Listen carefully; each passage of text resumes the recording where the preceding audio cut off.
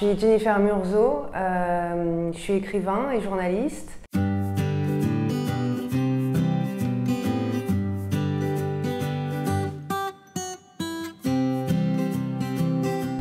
En tout, j'ai passé 8 jours en immersion. L'objectif, c'était vraiment l'idée d'immersion, donc d'être en contact permanent avec la nature, avec aucune manifestation de la civilisation, donc pas d'infrastructure, pas d'humains, à l'exception donc de mon guide pendant les 5 premiers jours. Et j'ai poursuivi ensuite seule pendant 3 jours dans les Pyrénées.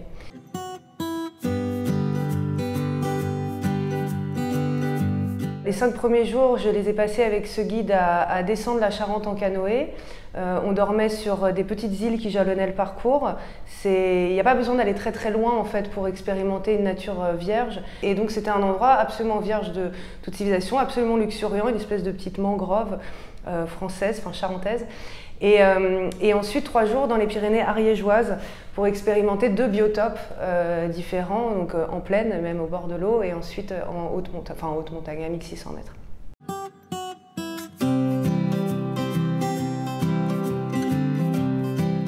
Il faut savoir purifier de l'eau. C'est assez simple, mais c'est aussi assez long. Et puis, savoir à peu près quoi manger pour se sustenter, au moins un peu, sans prendre de risques. Et ça implique de savoir reconnaître 2-3 plantes comestibles. Moi, j'ai consommé beaucoup d'orties parce que c'est extrêmement nutritif.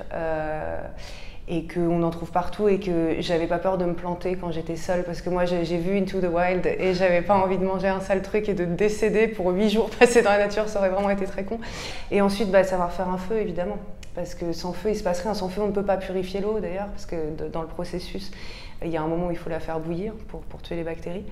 Donc savoir faire du feu, idéalement sans briquet. Moi j'ai utilisé un fire steel qui fonctionne sur le même principe que la friction. Voilà, c'est les 3 trucs de base. Et c'est pas du tout sorcier, hein, mais c'est les 3 trucs de base.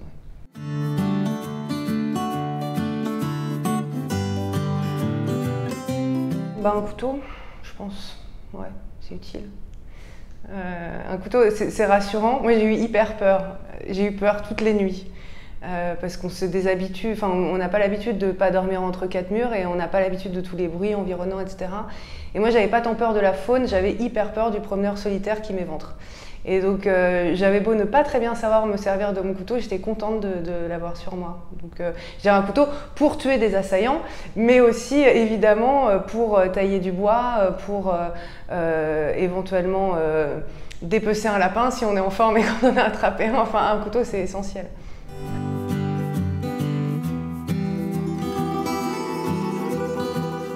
Des plantes, donc du plantain, des pissenlits, quelques mûres qu'on a trouvés mais c'était pas trop la saison, des orties comme je le disais, donc beaucoup de plantes vertes et du poisson on a pêché quand même, 2 fois on a mangé du poisson, un peu de protéines animales.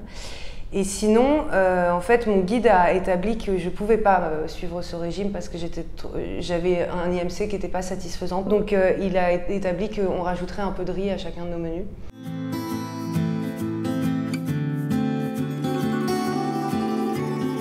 Ouais, carrément. Peut-être dans des conditions moins extrêmes, entre guillemets, mais en revanche, ça a quand même révélé des choses extraordinaires, justement, sur l'importance du contact avec la nature, sur le fait qu'on est différent, qu'on est plus intelligent, qu'on est plus distancé vis-à-vis de ce monde frénétique qui parfois étrique notre vision de l'existence et nos ambitions et nos désirs. Et c'est incroyablement régénérant d'être vraiment immergé dans la nature.